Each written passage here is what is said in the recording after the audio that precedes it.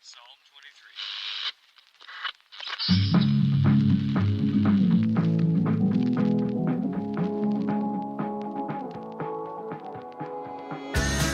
23. Welcome to the Carr and Seguin Show, hosted by Devon Carr and Paul Seguin, where two Michiganders dive into real estate, outdoors, community building, and everything in between. All right, so we got a special show this week. We are honored to have the Trapper Jones on today with us. We're going to be talking whole gamut of some interesting wildlife from this licensed hired killer. My brother from another mother, Trapper Jones. How you doing, buddy? Doing well, brother. Well, we're happy to have you on. Yeah. I know that you're joining us right now from a job site, doing a little. One of the kind of companies that you're running is obviously Midwest Bird Control, which we'll get into later in the show. Yep. But no, I'm excited. I know one of the big things that I'm looking forward to talking with you about is killing moles, because, and I'm sure like a lot of our audience listening, you probably have moles running around your property like I do right now, right. And sick and tired of walking on those little squishy little hill mountains that are just growing all over the yard right now. Yeah, just like that. So we're showing one of the pictures you sent us, Trapper, of a golf course green with a lovely mole just had fun through that. Yeah, that mole did that damage in about just barely under an hour. Jeez, That's crazy. Look Looked like a nice fairway too.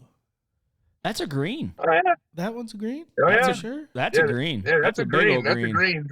The hole was over about 5 feet. He missed the hole by 5 feet. Ah. Really? So we had that mole dead in 2 hours after he went across there. So why well, I'm going to go right into this right now and we'll come back. But in those pictures, they have like those massive dirt piles.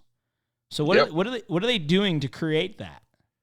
So they're digging a deeper horizontal tunnel, which requires them to move the dirt somewhere. And so they bring it to the surface. They literally carry the dirt to the surface and move it out. So actually your tunnel will be in one spot if you're able to see me or not. But your tunnel's in one here, and the dirt actually comes off the side. So the tunnel is not directly underneath the mound itself. Oh, really? And See? usually in a golf course situation, that's sand, not so much dirt. Right. With all the way they build the golf courses, right? Right. Yeah, so yeah, they make a mess. Oh, dude, I mean I'm sure the superintendent was super happy to come to work that day. Oh yeah. He had a little extra work to do that day. A few choice words. Yes, a few. So let's just start. Tell me a little bit about Trapper Wildlife, that side of the business, and dig into where did this all start? I mean, I'm sure you just didn't wake up one day saying, "Hey, I'm gonna go trap moles for a living." No. I grew up in northwest corner of Iowa, just small town, and my grandpa was a fur trapper. Been fur trapping he trapped from age 7 to 92. Passed away at 93. So, definitely big in fur trapping. Uncle's big in the fur trapping. I love. I got into it in about the 8th grade, and started learning how to trap. Raccoons, coyotes, fox, beavers, mink. Those kind of animals. Did a lot of that, and as I grew up, got really busy into it. I mean, there was times when I was running, 250, 300 traps a day. During the first season. Just like someone pursues a bow hunting or a big buck or something like that, I was pursuing the other animals. Just catching as much as I can, having a ball and not really messing around. But went to Bible college, and one of the guys there knew that I trapped, and I had animals in my truck. I had traps in my truck, and they started calling me Trapper. So it just kind of stuck from there. Heck yeah. And then as I got to know another dude that was there, and he was out. He took me and said, "Hey, I'm trapping moles at this guy's place." I'm like, "Mole? You're trapping what?"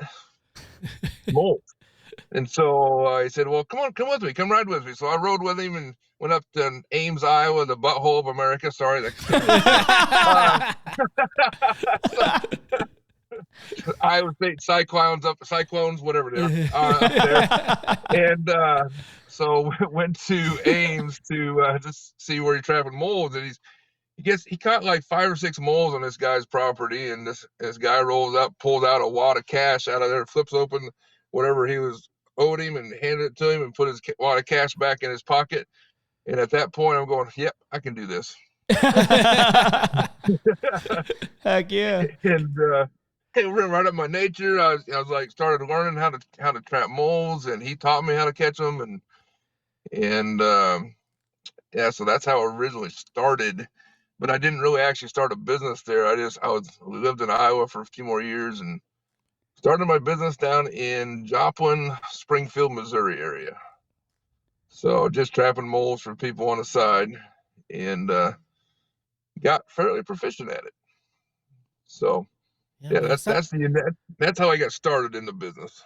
It's definitely not something you see at career day when you're traveling around. No, it's kind of like shooting chickens out of a barrel. You don't see those kind of things. Yeah.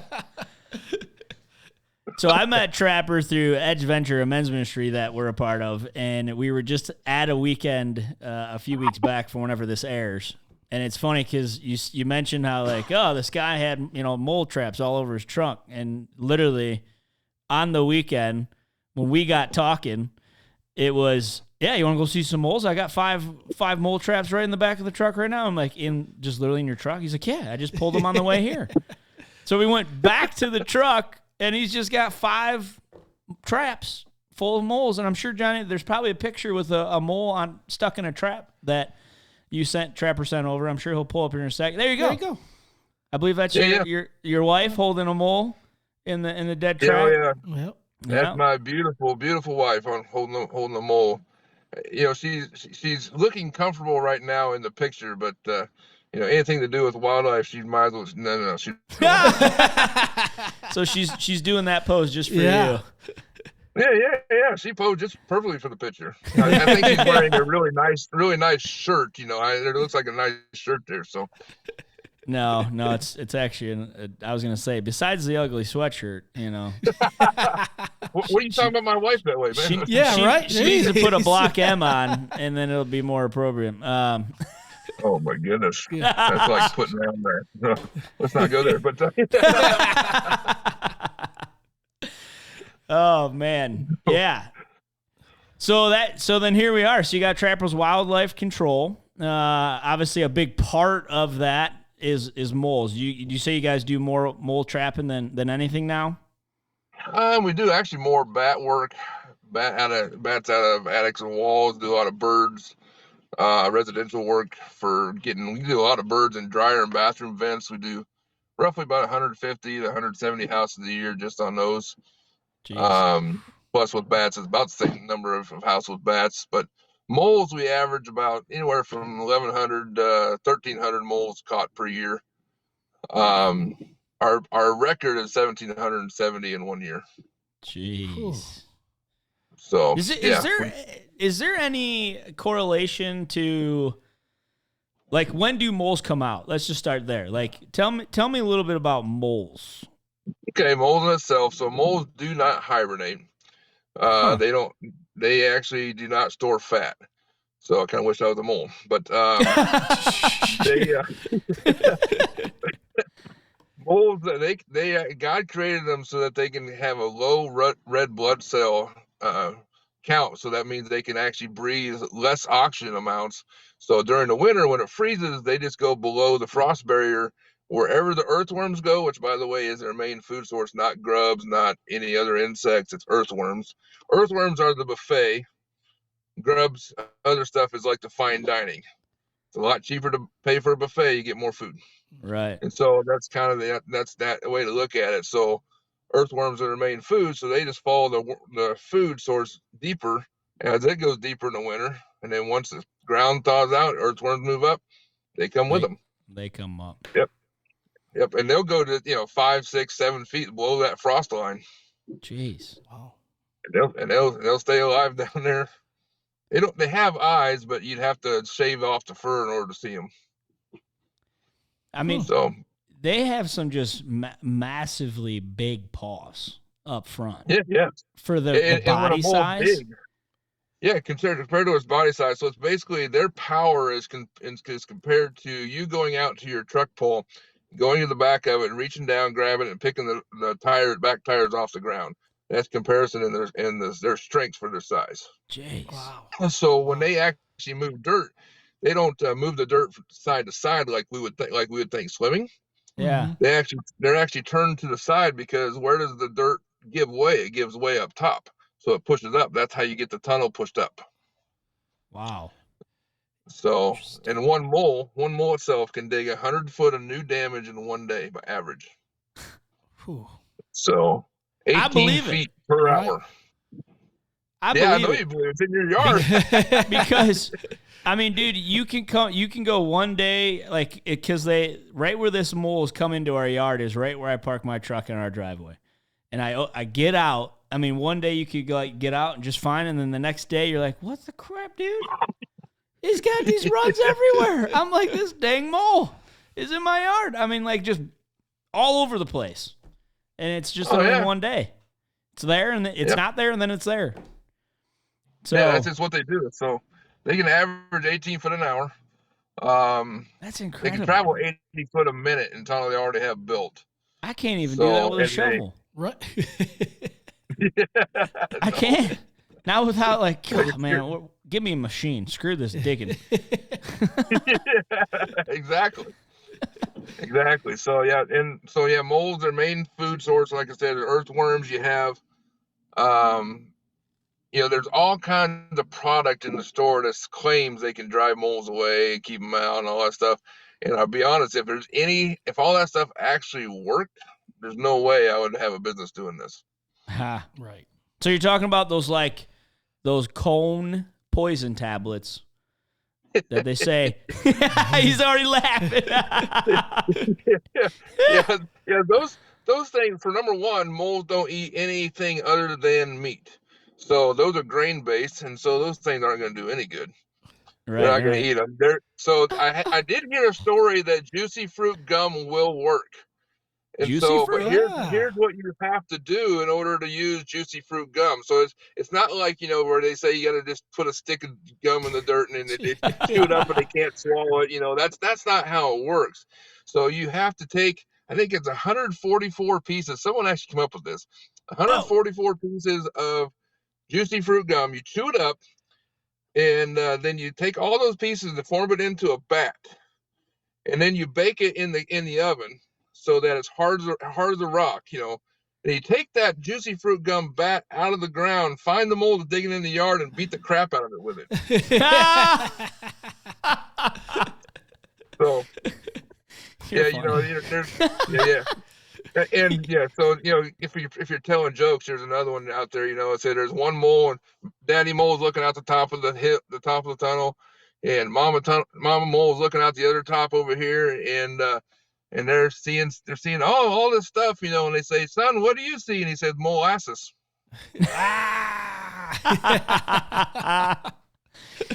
Bada boom. We got any sound effects to put in here? A little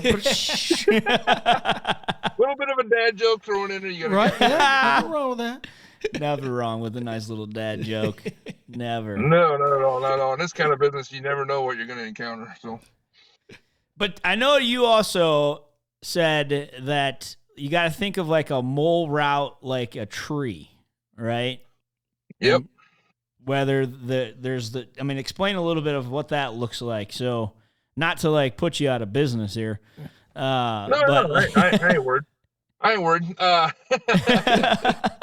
No. Well, so basically moles there's two types of runs you're looking for on a mole run. So moles have a highway, which would be like if you take a cedar tree or a pine tree or something like that, it has a lot of branches.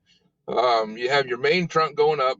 Obviously, that's going to be your highway. So moles will use that highway often, back and forth, a lot as they go to feeding areas. So basically, you describe it this way: where you have McDonald's, you have Hardee's, you have well, let's go Golden Corral. You got your buffets. I don't want to talk too much food here before I get myself in trouble. But Cracker you Barrel. have all these places. Well, you have to have a highway that gets to those places. And so the mole will use that highway back and forth to where he sleeps, to where he eats, and constantly. But when he digs a tunnel that goes kind of weird and it stops, that's a feeding tunnel. And those feeding tunnels, a lot of times, he won't come back to. Okay. So he's digging, trying to move the dirt in what's the word I'm looking for? Just mixing up the dirt so when the earthworms pop up through there, then he hasn't. Now, have you ever had moles dig tunnels along sidewalks, driveways, Yeah. where it butts up against the whole thing? It's right next to my dang driveway. Right. So they come to an edge and they dig right along the edge because it's easy. They have something they can follow. That's one reason. The other reason is when it rains, where does the water from the driveway go? To the sides. Right to the sides. What comes up from the sides onto the driveway? Worms. Right. So they get up inside a mole tunnel, and the mole just goes along, and he just has a party eating earthworms. Right. So they become a predator in their own right. Huh. So they're almost setting it up so that they can eat. They can eat a lot. I mean, they got to eat. I think it's like 2 or 3 times their body weight a day in worms. Really? Ooh. Which isn't much. I mean, a mole's like what, 6 to 8 ounces. So yeah, but that's like thinking like if I had to eat 2 to 3 times my weight. I know. Wow. Yeah, or mine. So let's go 2 times. 3 times don't sound good. I mean, those little guys are just having a dandy of a time, just eating away. Yeah, and they're very territorial too. I don't know if I said this or not. They're solitary by nature, territorial also, where they'll actually fight to the death to kill another mole that's in their territory.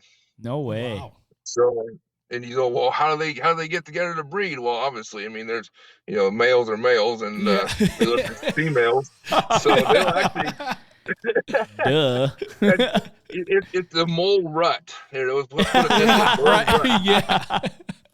So you'll actually have a tunnel. I'm sure you've seen this in the spring. Moles will usually breed twice a year, and you'll see a time of the year where you have nothing. You just have a run, goes straight across the yard, and just keeps going straight. And you're like, why is it just going straight? That's because that mole was literally digging a straight tunnel, trying to intersect with a female tunnel. Oh, that's crazy. Yep, and they'll mark the inside of their tunnel system just like a cat or a dog will mark on a tree post or whatever. Right. And so that's how they mark territories. And so, but when they cross a female that's been in heat, obviously, then they try to track down the female, and then the mole leaves, and then the female raises the pups, and I've seen as many as eight pups in one nest. Wow. So I'm thinking cha-ching, but that's get rid of the issue before it's an issue, right? Yeah, absolutely. Yeah. I got a quick question. So how do you find the nest? Do you actually find a mole nest? That's more luck than anything. Okay, that's what I thought. Yep. So a lot of times, I mean, they'll do it around roots of trees, but sometimes underneath roots, landscaping like mulch and stuff like that, usually designed to hold water, and so the more food that's available, the less digging they have to do, and so they'll actually be in a little bit deeper. Sometimes when I'm just digging into a deeper spot to set a trap, I'll pull up a nest, and I've had that happen 3 times, I think, in 22 years. So it's not very common. Yeah, not very common. Right. But because there's no way to know exactly where they're going to be. Yeah. So what we're going to do, we're going to pull up the mole video. So this is a video, and I know there's no sound for anyone who's watching. If you're trying to what the heck, where's my sound? Where's the sound? But it's a video that Trapper took kind of explain, I guess, kind of the scenario here before we'll pull it up. You pulled. It was just a job site that you kind of pulled up to, right? Wasn't it? Yeah, I was just going in there setting mole traps for one of my customers, and pulled up. I was getting ready to walk to the door to ring the doorbell, let her know I was there, and I just happened to glance over at the mold damage. Which mold damage to me has it has a feel of whether it's actually new or it's a little bit older. I mean, I can see it real plain as day to me because I've been doing this for a while. Right. But that looked really fresh, and I looked at it, just glanced at it, and I seen the mole move at the end of a feeding run. It's not a tunnel I normally would have set normally because it's a feeding tunnel, but I knew the mole was there. Yeah, right. And so I grabbed the trap quickly and dug open a spot and put the trap in, knowing that mole had only one option, and that's to go back through that trap when he went out of that feeding tunnel. I love it. When I saw it on your site, I'm like, no way is this about to go off. And you're like, oh, their dirt's moving. Oh yeah, that video has got me a lot of work. I had one guy, he told me, he said he was watching, his wife said he was watching something in the living room, had no idea what it was, and he's like, I'm hiring that guy. Heck yeah, I thought it was the coolest. Yeah, all right, here we go. We're going to pull it up.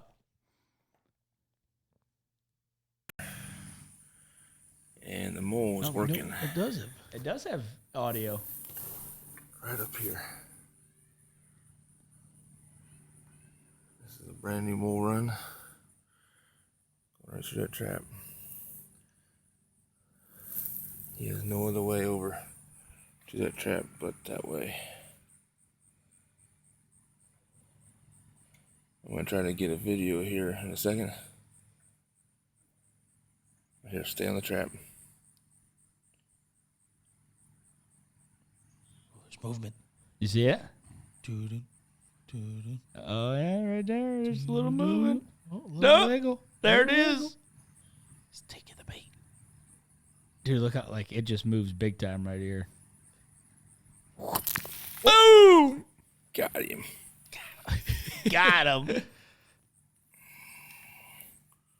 There's the mole. There it There is. you go. Look at those paws on still that kicking. thing, man.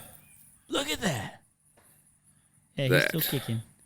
Is what you call awesome. When it comes to control of moles. Trappers Wildlife Control is the solution to your mole problem.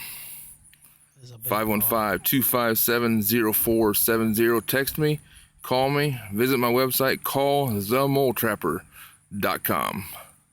Dude. Here. That is awesome. Mhm. Were you able to hear that? Yeah. Yeah? Yeah. I mean, I was on mute, so. But Yeah. yeah. Oh man, that was I actually had time to think about what I was going to say after I caught the mole. So That was the Oh, yeah. perfect Right. promotional video right there with just straight pure evidence of your work, and then call the moletrapper.com. oh yeah. Call the mole. My other site's callthetrapper.com, but call the mole trapper takes you straight to my mole page. So Heck yeah. No, I think that was cool. I mean, I like Yeah. even the sound of the trap going. I'm going to kind of ting. oh man, yeah. It's been Completes it. fun. I've been standing next to a customer talking to them about the moles. All of a sudden, the trap goes off, and I walk over, pull the mole out of the ground. They're like, "Wow, I'm like, yeah." I'll send the bill. Yeah. Yeah, I'll pay me now, please. No, I did have a situation once that the customer's right there standing next to me. I went down, I dug open the tunnel, and literally the mole popped right out when it died. I just happened to just dig right when the mole was right there. I didn't know he was there. And the customer looked right at me and he said, I'm not paying for that one. You didn't catch it in the trap. I just grabbed the mole and put it back in the ground. He goes, what are you doing? I said, I'll catch him later. He goes, no, I'll pay you. So I grabbed him and knocked him. But probably one of the funniest stories in my mole trapping career is I remember being in this backyard, Springfield, Missouri. There's a kind of a four corners of yards come together, and I've seen this mole digging right there. I had my digging tool with me. I just dug him up real fast, cut down, smack, bam, bam, bam, right, and just killed him right there on the spot. Well, it didn't occur to me that maybe someone was outside. And then I started looking around to see if anyone was watching me. And there's this lady on her deck, kitty corner from me, sitting there with a spoonful of whatever it was, just sitting there with her mouth wide open. So she was eating her breakfast on her deck and watching me kill a mole right in front of her. Good morning, ma'am. Right, yeah. Just doing my job. Right. Yep. Hopefully your breakfast tastes good now. What are you eating? No. You hungry still? We can cook up a mole. Yeah. Dude, That's hilarious.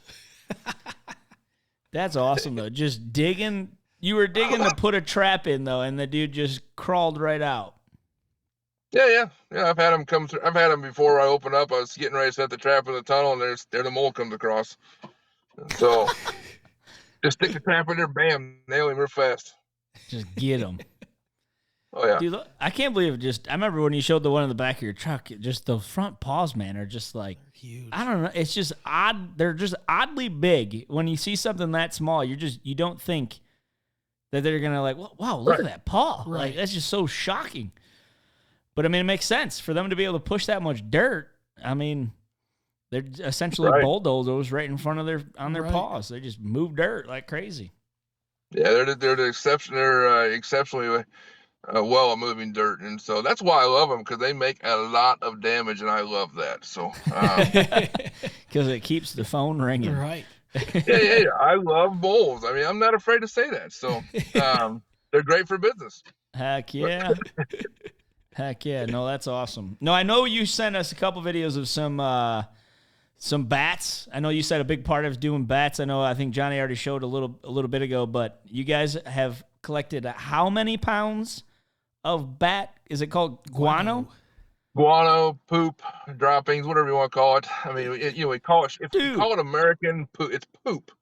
We call it that. So, bat poop. So, or bat crap, whatever. You can use your only word if you want to, but we had the most we've removed out of one attic was 1,200 pounds.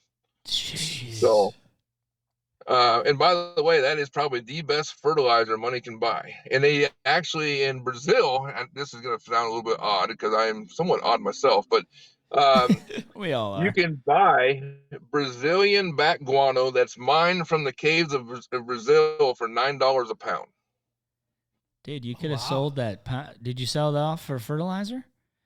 Well, I traded it for a whole bunch of traps a guy was making for me. And so he put it on his strawberries, tomatoes, and all that stuff, and increases yield tremendously because it's really high in nitrogen. Most bat droppings consist of a lot of insect pieces. And there's this myth out there that bats only their main food is mosquitoes. Well, I'm here to tell you that that's a lot of mosquitoes to make one meal. Yeah. So if you have the option of a steak or a Tootsie Roll, which one are you picking? Steak. Yeah. Devon's like, oh yeah, he was already go. Steak. Oh yeah, right. Uh-huh. You don't have to ask me twice. Yeah. Yeah. So if you have a choice of a mosquito or a June bug, you're going after a June bug. I mean, that's just natural. There's a lot more meat in that sucker. Yeah. Right, box elder bugs, Asian beetles, the whole thing. I mean, Asian beetles have a taste like peanut butter, so why wouldn't they? But I don't. They smell like peanut butter. I don't taste like them. Go try one. But let me know. yeah. Let us know. But it's cool, and one of the things I get, bats freak people out because it's like a mouse with wings. Right. But bats don't carry any more chances of carrying rabies any more than a raccoon, possum, skunk, anything like that. But some, TV and media has just greatly expanded things, saying, oh, you got bats in your house. And then this whole thing, in 2020, when they started saying, well, bats are the reason we have COVID. Oh my goodness, that made the phone ring like crazy. I'm like, keep going. I got COVID in my attic. Get rid of it. Oh my gosh. Yep. That- So I've personally caught and handled, I don't know, somewhere around 500 bats or so in my life. So I just wear a gloved hand, and someone calls me at 2 in the morning. I got a bat in my house. What do I do? What do I do? I tell them my emergency fee, and they're like, I don't care what it is. Come on out here. And you'll call them and say, oh, hey, I'm here at your house. I'm getting ready to knock on your door. Oh, the door's wide open. We're up in the bedroom, locked in the room. Okay. I'm like, number one, you don't even know who I am. And I'm thinking, man, that's the best way to get at someone's house and go release bats at people's houses. Right. Yeah.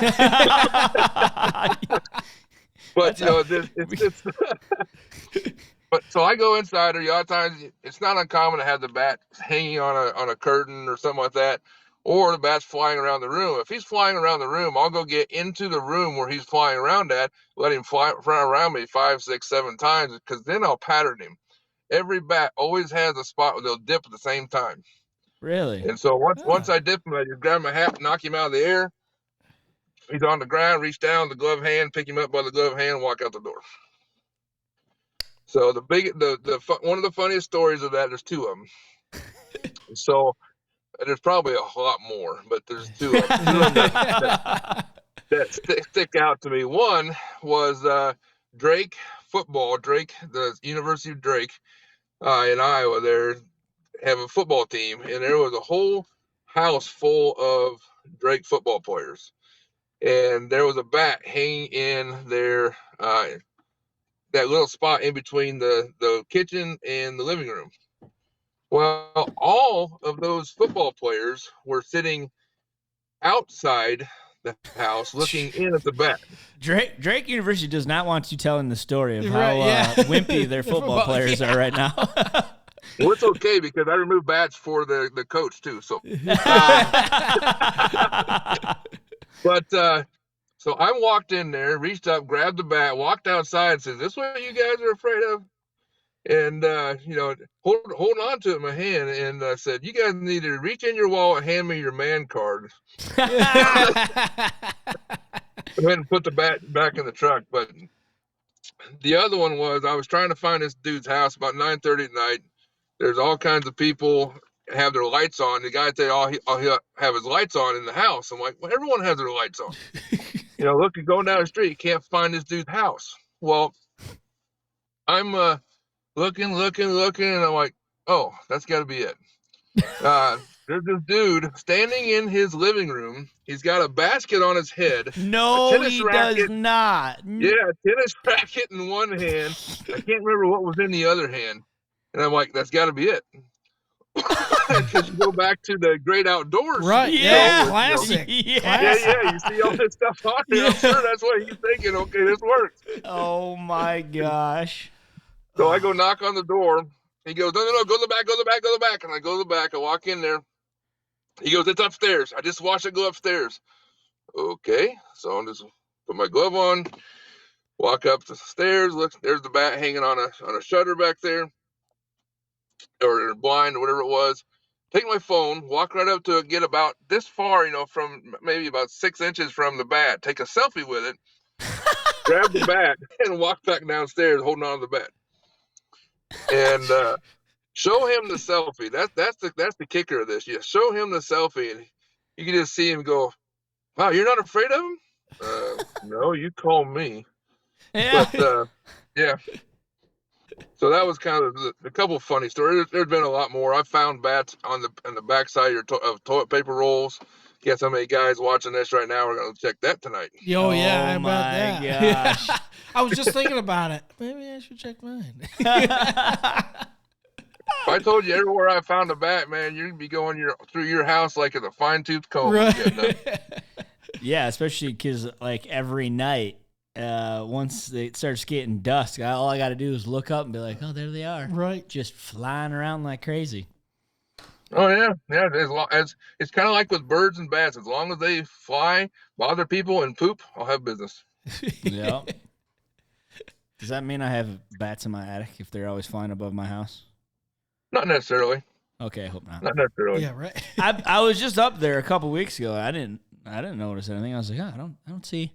I was quite happy. I didn't see any like But turd droppings or anywhere. So I felt You know, good. they're probably in a whole lot more Michigan Wolverine fans' houses than you know, but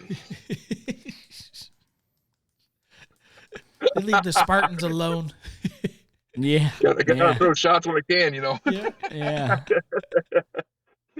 No, they're more down south than that toilet bowl state. Oh, yeah. Music City, yeah. I got you. Yeah. Yeah. Yeah. This will come out eventually.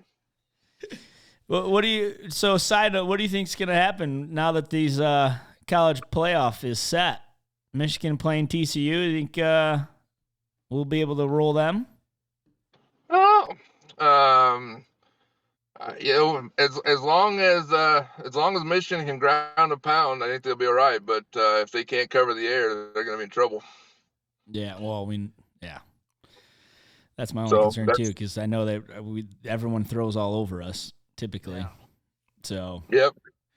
And that's I'm TCU's thinking game, isn't it? Passing. Yes. All day. Oh yeah. Well, Right. that's that part of the Big 12. I mean, that's just Big 12 all over that, you know. Right. So, but you know, I kind of hope that Ohio State wins and Michigan wins. I'd like to see that rematch, Could you believe especially that? for a national title. Yeah, A Big Ten national title game. That would be insane. that would be awesome. It'd be good for the division. And I'll be honest, I'll be nervous Oh yeah. for that without Corum. I mean, we beat them without Corum, but I do say this that I think the only reason why we really beat them the way we did is because they had no idea how to play us. Because I'm sure they were game planning everything around Corum, and then now that he wasn't playing, because they even kind of tricked him. He played like two plays, and they're like, all right, here he is, and then they pulled him. So, but now that I don't know. Now they show their cards. Well, yeah, they show their cards, and then it's just like it doesn't. Every single game they've done this year against good teams, they start so slow in the first half. And, I mean, they shut everybody out in the second, but I'm like, I don't know if that's going to work against a TCU or a Georgia or an Ohio State again. No, it won't. They'll have to put their A game on. It's tough to beat a team twice. Twice, but then it's just like, Good I don't know, man. It's just, I'll admit, Big Ten kind of sits in this little conference that, I don't know, it's a good conference. Don't get me wrong. But when you go down south and play these other football teams, man, it's just like a whole nother freaking world of football. And yeah, I don't know. I just feel like the Southern teams always make everybody in the Big Ten look stupid a little bit when they play each other. They're built around speed and air. Yeah, and we're not. Right. We're built around the exact opposite. We got the cold. Yeah. Right. If they had to come up and play in Minnesota and Michigan and all that stuff all the time, it'd be a whole different world. Right. Yeah, but all the bowl games are in warm areas, controlled climate arenas. Yep. Yeah. Yep. So vacation money controlled. Absolutely. Right. Exactly. So we'll transition off of that into the bird control, Midwest bird control. I think this stuff is very interesting because I know you've done some huge jobs lately, and some very high jobs. And no, we're not talking about Michigan's state flower. Apparently, yeah. Did I send that picture? Yeah. That's hilarious. I was telling Devon about that. How you were driving in for the weekend, and you're like, "Guys, what is this?" Stinking. Yeah, Michigan State flower. I mean, it's kind of green, pointy, and Yeah. No, it's Different stench. It's not to a it. freaking state flower, you cannabis company. Even though they're all over this joint now. Great marketing, though. No, Tip to the hat to the marketer who Yeah. came up with that idea. Good. Merry Christmas. Yeah. No, so tell me a little bit about so here we're looking at a picture you guys hanging over the edge of this skyscraper in Cleveland, right? Yep. That was a big skyscraper building. I'm not going to say the name of it just because I don't want to get in that trouble. But it was 420 feet from the ground to the top edge of that building. And so we're hanging off of a window washing platform that goes around the top of the building, and which is kind of nerve wracking, but also increases the pucker factor tremendously. I bet. So you're the first time you go over the edge, it's like whoa, kind of takes your breath away, and you remember to hold on to things. And then you go over to the edge to the one corner of the basket, and you realize how big the cable is, or how small the cable is, holding you up there. And you're really thankful for people that make cable. Yeah, Right. yeah. So Really strong cable. We're hanging off. We got contacted by the source for that one, and they wanted us to put according to what their architect said we should put on. So we did. It's not exactly what we would have done. Personally, we would have edited that and completely solved it, but what they wanted us to do, we did, but it didn't work like they thought it would. And we put a disclaimer in there saying that we're going to do the work because that's what you want us to do, but we recommend this, and this will work much better. So, but as far as we know, it's still up there. So yeah. Well, hey, maybe some little job security, right? They'll Right, be yeah. like, well, we should probably call them back and actually just listen to what they said to do in the first time. Well, yeah, that should prior listen that to the job, highest we'd professionals. worked- Yeah. Prior to that job, the highest we worked was 125 feet. So that's a little bit different. That added new heights in the career. Yeah. Yeah. So you're standing there on that building, you're looking and you're working on that one. You look over and the building next to it's like 800 some feet tall, and I'm going, oh yeah, we could do that one now. Keep climbing up. I mean, the only thing is, if you fall from that distance, you'd have more time to think about it. Yeah. Right. Yeah. Hopefully the cord's a little thicker Right. on that one. Maybe just a little bit more. They didn't cut the budget. Oh yeah. Yeah. Yeah, absolutely. But yeah, that was a fun job. We enjoyed that one. Obviously had a great view while we're up there. So, And the Cleveland Browns. what were they trying? What were the issue they were having? The Peregrine Falcon was dropping down inside this, they call it a fishbowl, and a little glass area. I think it's about 8 or 9 feet deep, and because of the Peregrine Falcon, the wingspan, they couldn't actually get flight to get back out of there. Oh, Which is not really? a So they get Which stuck. is not a good thing. They get stuck in there, so Huh. they'd always have to use a really long pole from the top, reach down in there with that and a net, and try to wrangle the bird while maintaining their balance on the top of the building, obviously, Oh, nice. and pull the bird up until it could fly out. Jeez. But they're having to do that every day. They're having someone go up there every day for the last however long the building was built. Oh, geez. No way. They would come back that much. They'd have to go up there and check them, because once you get down inside there was spider webs after spider web after spider web in there. Huh. So spiders are all over. So if you don't like spiders, that would not have been a good spot to be. So, and you can't really jump out. Right. You're stuck. Yeah, you're kind of stuck in Charlotte's Web. Right. So, that's- so that's kind of a job that you don't get very often. We've trapped pigeons on top of a building in Des Moines that's 460 feet last year, 2 years ago. My technicians have joined me in the truck, by the way. What's up, this- fellas? Howdy. Hey, How's it going? this one right here is Daniel. This is my rock star. He works trappers and Midwest, and Bryce does as well. Both these guys are rock stars when it comes to all the work they do. So I am very thankful for both of them. So, What's up, fellas? so they are very good at what they do. And in my opinion, the top bird netting installers I've ever seen. So Yeah, not so just because they're sitting here.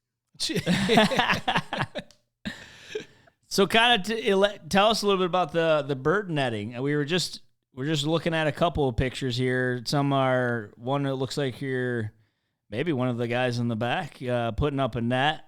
One's on a lift. Got just the netting draped down a little bit here at a warehouse. Yep. So with netting, you're keeping out birds that get up into places to roost or nest.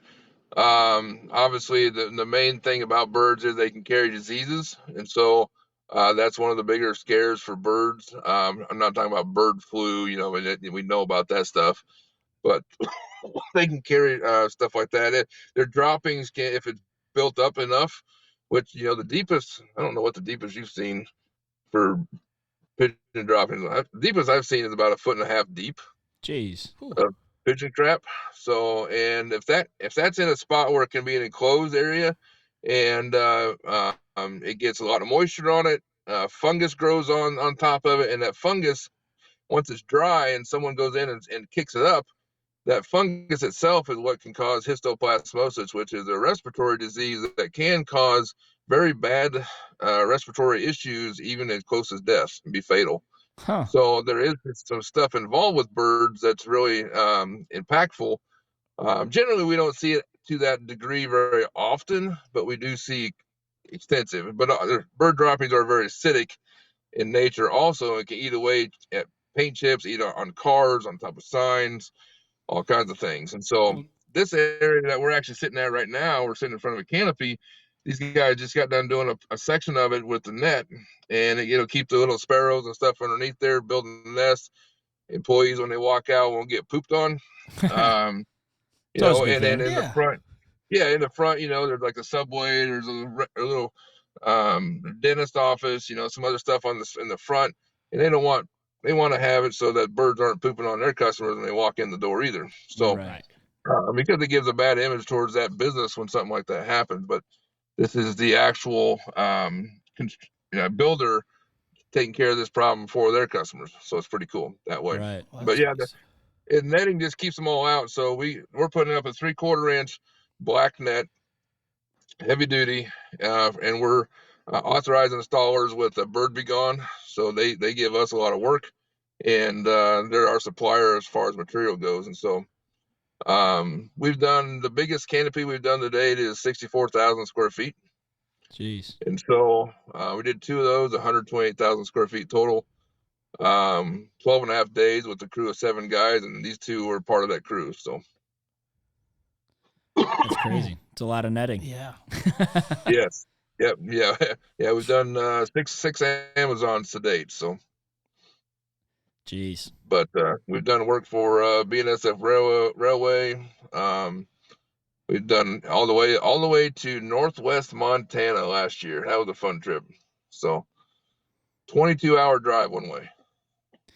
You do good work and come with a pretty good referral if you're driving that far to do business.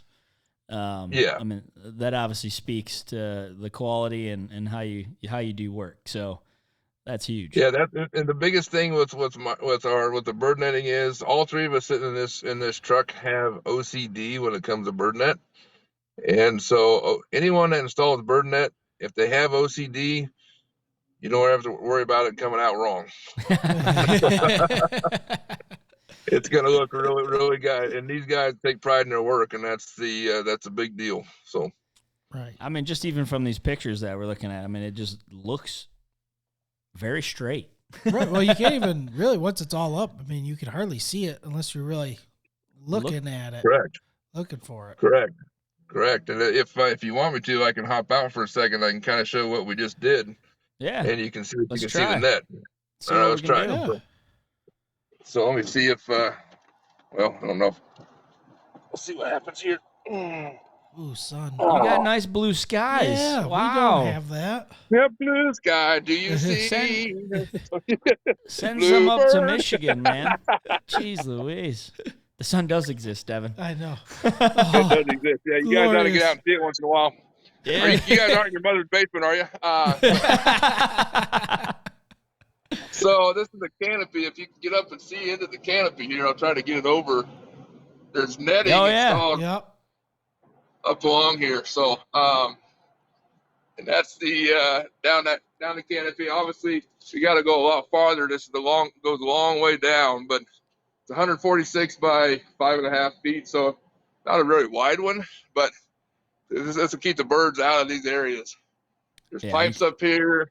There's worms coming out. The pipes. So yeah. So that's what that does. Yeah, you can tell birds are just gonna love all over that. Right. Yep, and they try to get in there. It's kind of funny to watch a bird hit a net. So we've had it before where there's lots of birds in that area, and when we get done with the net, they're coming back in the evening and start hitting the net, just running. I mean, flying right into it. So as far as we've done work this year is Bismarck, North Dakota, There you go. and we named off 4 bridges. Did some bridges That was a fun job, underneath.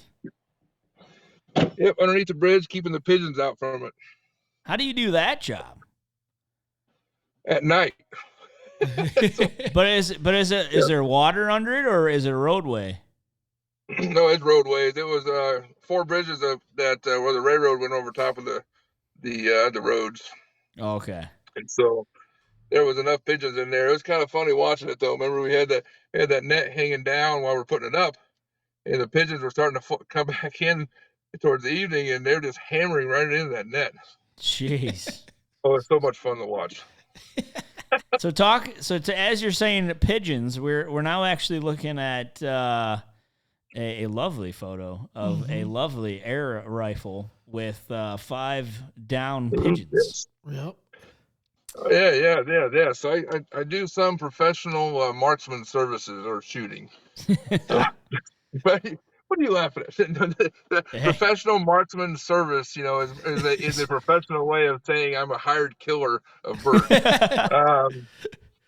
And so it's a job that I get to do sometimes, where I get to go out and shoot birds on big warehouses, big ethanol plants, chicken farms. We these guys have been with me on that one.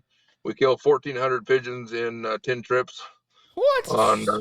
On this place. So using that pelt rifle is accurate out to 100 yards. I've gotten a lot more accurate lately. And so first time I did it was by accident, and then he's got another story which we will let him be quiet. But pass him the mic. Pass him the mic. All right. We'll let him have it. You better tell the story. All right. It was my first job with Trapper for pigeon shooting, and we were shooting pigeons out of this chicken barn where they were, they take all the chicken poop from the chicken barns, and they would shovel it all into huge storage barns where then people would come and pick that up to use as fertilizer on their fields or whatever. And so we were going through those barns trying to shoot pigeons for them, because we were just trying to kill as many pigeons, knock down the number, because there were just pigeons everywhere all over their facility. So we were shooting pigeons, and we see one that comes up. It flew away, and it flies about 50 yards away from us, and then lands up in the rafters. And I was standing, and I didn't have anything to lean on, and I take a couple of steps forward, and Trapper's like, "No, it's 50 yards. Let me get it. I'll try to make my shot." And I pick it off at 50 yards, standing up without anything to sit it on, and then I just looked at Trapper, and his face was about like, "Oh, come on." Give me back that gun. gun. That's how it is. Right, yeah.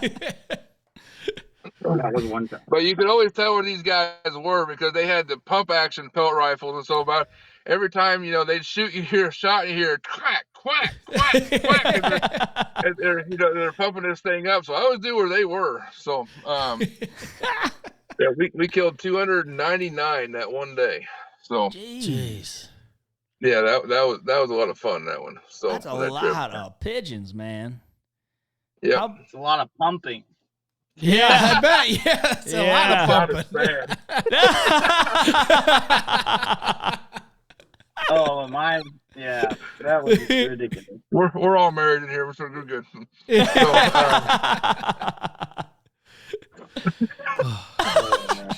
Oh man, yeah, you can imagine what kind of ride it is to ride with me somewhere. But oh yeah. Yeah, Bryce rode with me for 22 hours to Montana, so I remember that one. So. But no, we get to shoot birds. I sometimes go inside of malls. I've been inside of grocery stores, that kind of thing to be able I was to gonna say, eliminate the do you bird wanna- inside. Do you want to share the grocery store story with Nope. the audience? Okay. I'm not sharing the name, so but yeah, I've had birds. You hit a bird and it flies down, and almost landed in a lobster tank once. We've had throw bread out because of that, and so so it's kind of that. Basically, I make sure everyone's gone. There's no one has their camera out so they can take pictures of things, and the gun doesn't come out of the case until it's time to shoot the bird, and it goes immediately back in the case. So it's maybe out for a minute and a half at most. Yeah, I'm sure you can have someone snap a picture and turn that completely sideways in a heartbeat. Oh yeah, for me and them. Yeah. So yeah. Which it's is crazy why I how those carry air a guns. buttload of insurance. Right. Yeah. Fortunately, we do live in a very happy world. But yeah. So, and then the biggest thing about shooting with pellet rifle and in that kind of environment is you have to practice. You have to know exactly where that pellet's going once it leaves the bird, or if you miss. So that way you can know exactly where it's going to end up at. Well, yeah, I mean that's what they teach you, in hunter safety, right? Mm-hmm. I mean, you got to think what's beyond the target because it's going to go through it most likely. It's not just hitting the target; it's what's beyond it. Right. It's going to possibly get hit. That's a special kind of pellet rifle too. It's not one you can just pick up at Bass Pro or anywhere like that. You got to order it from we get ours from I'll put a plug in for them, Air Guns of Arizona. So there is some phenomenal air guns. There's air guns that shoot arrows. There's air guns you can get that shoot like shotgun. They'll shoot like 5 shots per fill on a pneumatic. These are pneumatically controlled, so there's 3,200 psi in that one tank on that gun. Jeez.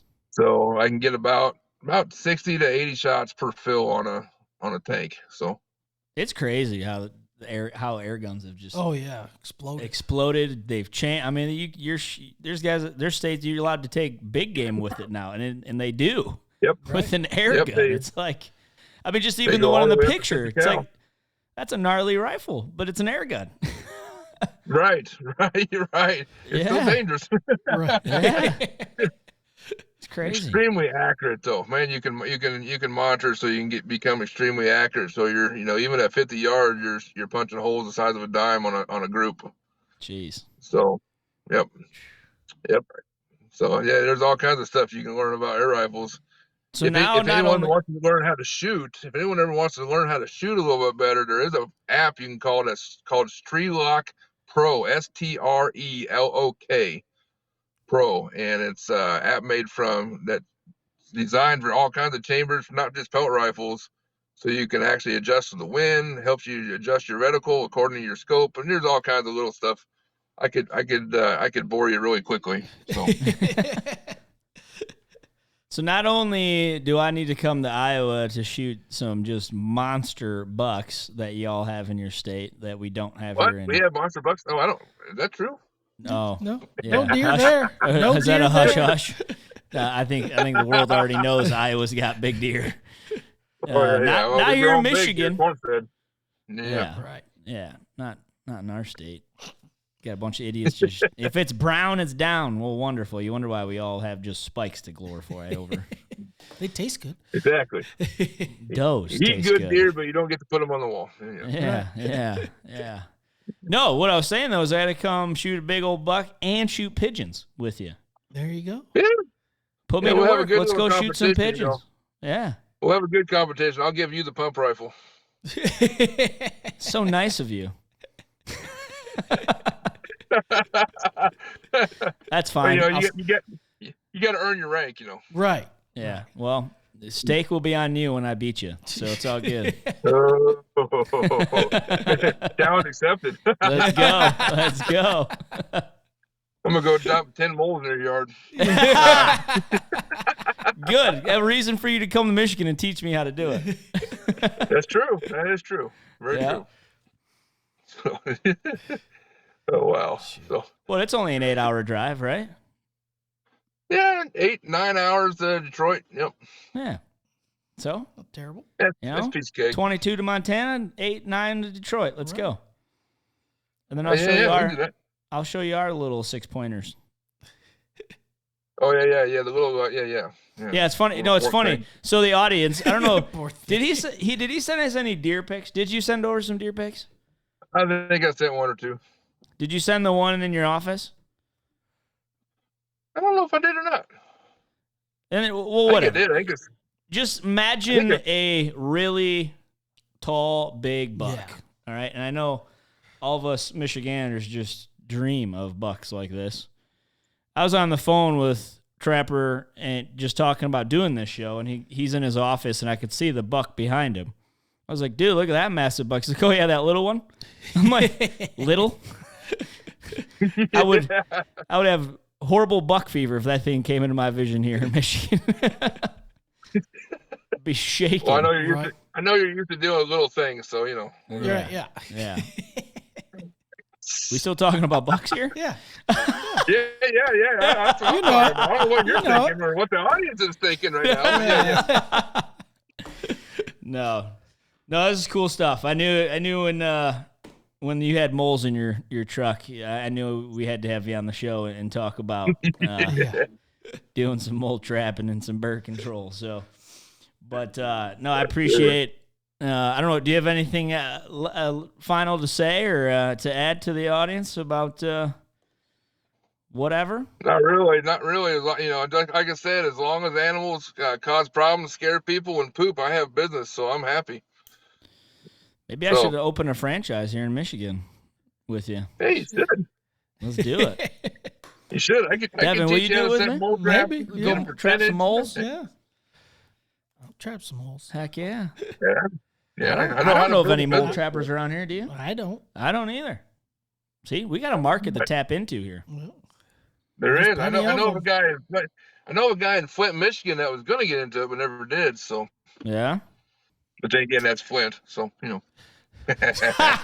Yeah. He's drinking that Flint water, so not surprised. Oh man, He doesn't know where he's at right now. Nope. I love it.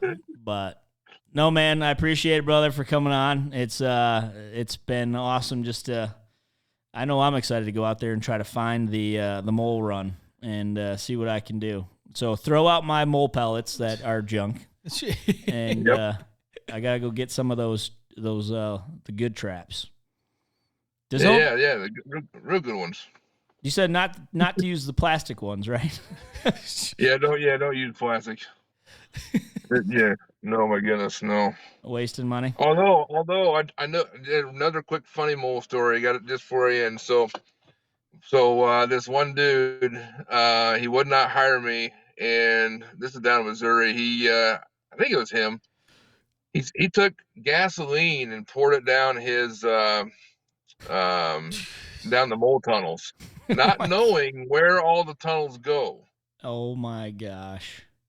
Yeah, and it actually lit it on fire. Of course, you hear a whoom, in the yard, and ends up burning his house down. So, no, jeez. Yeah. So I mean, there's other ways of doing things. You can. I mean, as a man, we think of blowing something up being cool. So I'm sure there was a part of him that said that's really cool, but except for the end result. But right, yeah, I think the picture that he was telling himself was the scene from Caddyshack, where he was just gonna blow up the whole golf course and just eliminate these in one swoop. But then and then the gopher pops out of the hole. I'm all right. Yeah. Yeah. Good old Crazy Carl. The guys are over here like, don't tell him to do that again.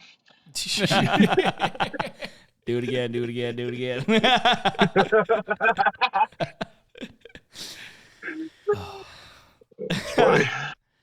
Well, this is awesome. It's been a good time. I've learned a lot. Have you learned a lot? I have learned a lot. I hope everyone listening learns a little tricks here. And hey, call the best in the business right here, Trapper.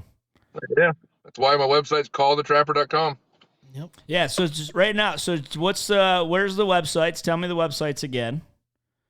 Callthetrapper.com or MidwestBirdControl.com. Now, if you say Midwest Bird Control too fast, it sounds like Midwest Birth Control. Bird. That's why I always say Midwest Bird Control.com. Little hyphenated. Right, Bird control. Exactly. The things that fly, that's what we control for you. Right. Yes. And you're on Facebook. It dies. Yep, we are on Facebook. Daniel over here actually takes care of my Trappers Wildlife Control page, so Okay. he's the guru behind that. And then you said on LinkedIn too, right? A little bit more so for the Midwest bird. Yep. Yeah, more so for that because that's more business, more commercial side. So okay. Well, there you goes, guys. And is there a phone number to reach you if anyone wants to, I don't know, call you? Yeah. Yeah, if there's a job opportunity you'll take. Bird control side, 515-305-9179. And the residential side for Central Iowa only, 515-257-0470. That's right. I don't think I even said you're out of Iowa. What? Yeah. Did I? Yeah. I think that was pre-recording though. I was trying to say Des Moines. Des Moines. Des Moines. Des Moines, Iowa. Don't hurt yourself. I know. I'm easy at doing that, so it's all right. Oh yeah. I can see that. Yeah. I just roll with the punches, so it's all That's good. good. Yeah. A lot of rolling. A lot of rolling, man. Yeah. Well, on that note, we'll end it right there. No, I appreciate again, Trapper, for coming on. It's been a pleasure. Thanks for taking the time. Thanks for the guys in the truck. Yep. For thanks, fellas. Yep, for the wonderful pigeon trophy story as well. Yeah. Absolutely, yeah. And I'll leave you with this. Go Hawkeyes! No. Cut that out. Yeah. Johnny, cut that out of the show. No. Go Blue. Right. Go Blue. Who's in the playoffs? Okay. Who's in the playoffs? What? What? No. Are you saying something? Okay. Shoot. Always fun, Paul. Looking forward to doing it again, man, sometime. Yes, sir. I appreciate it, man. All right, well, we'll Absolutely. talk to you later, brother. See ya. See you guys. See you. All right. Well, there we go. Another good one. Trapper Jones, Des Moines, Iowa. Okay. Oh my. I got old moles in my I head. know. You know, they're digging holes all throughout all of the. Now you're excited to go out and start trying to get them. I am. I haven't yet. I've been a little crazy getting back, but I'm gonna do this probably right tonight. It's only 4:20. We'll get out of here. I'm gonna try to find that main trunk run. Highway. So what he said, he even told me on the weekend, he's like, you gotta stare at it a little bit. He's especially like for me, he's like, I could just look at it in 2 seconds. I'm like, there's the run.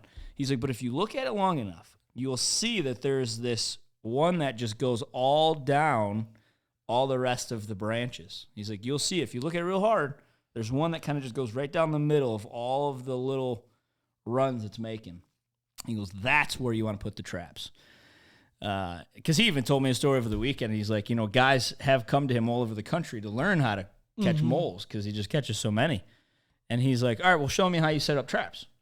And they would set the traps up in the branches. And he's like, we're going to be here. We're going to be here all day. Right. We'll be here probably all week and still not get anything. So what do you mean? He's like, dude, you got to go down the highway. Right.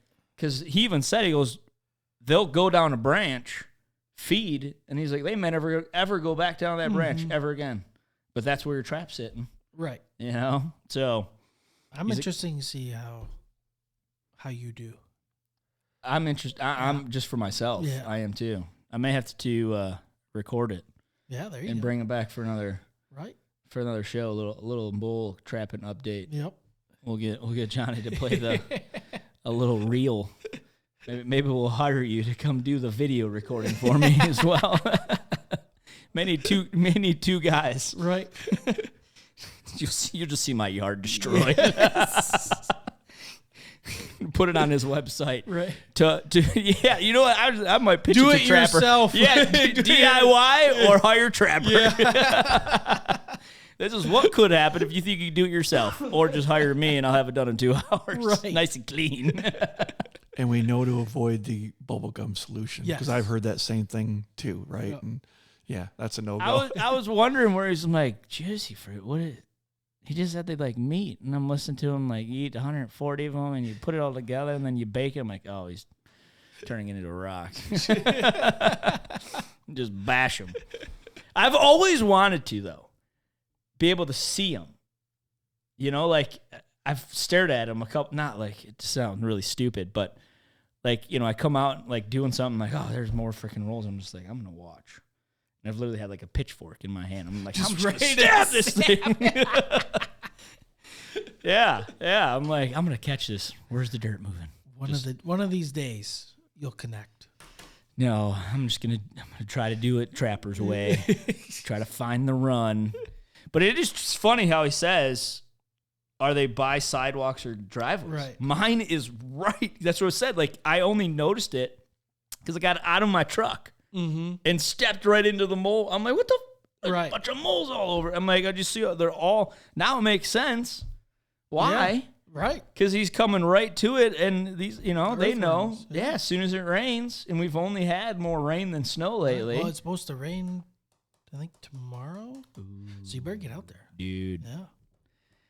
shoot, Get I out might there. have to clear my schedule and just post up like deer hunting. Just get a little blind in the pitchfork and some coffee, and I'm gonna start and posting. And snacks. snacks. And You gotta have snacks. snacks. Gotta have You snacks. Yeah, Yeah. for the longevity of the sit. But I'm gonna post a picture with the mole and the pitchfork. I'm gonna send it to Trapper. I'm gonna tag him in it and be like, "Mole traps, meet your maker." No, it's all interesting. That's crazy stuff. 1,200 pounds of bat guano, Right. dude. Crazy. Crazy stuff. Hey, someone's got to do it. Right. Someone's got to do it. May have to start a mole business. I don't know anybody in Michigan doing moles. Oh, Hey, I like being outside, there you go. and at $75 a pop, I'll do it Not too. too bad. I think it's what he charges. First 4 And then it's, are $75 a piece, and then anything above 4 is $50. yeah, I think that's what it says. Yeah. Hey, man, they just destroy your yard. They do. So I mean, well, you think that's maybe a little steep, but I mean, takes care of your problem. Right. Like I said, they're very territorial, and that's why he's like, if you can get a decent amount, he's like, you shouldn't have a problem for a little while. And then when they come back, call me again. Right. $75. Take care of your problem. Video's cool. So, all right. Well, that was a good one. Episode 90. Yeah. Mole control. There you go. Trapper. I should name that one Trapper. It's a very fitting name, hence his nickname. All right. Well, that's it for this one. I'm Paul Seguin with eXp Realty. I'm Devin Carr with Gold Star Mortgage. This is the Carr and Seguin Show. See you.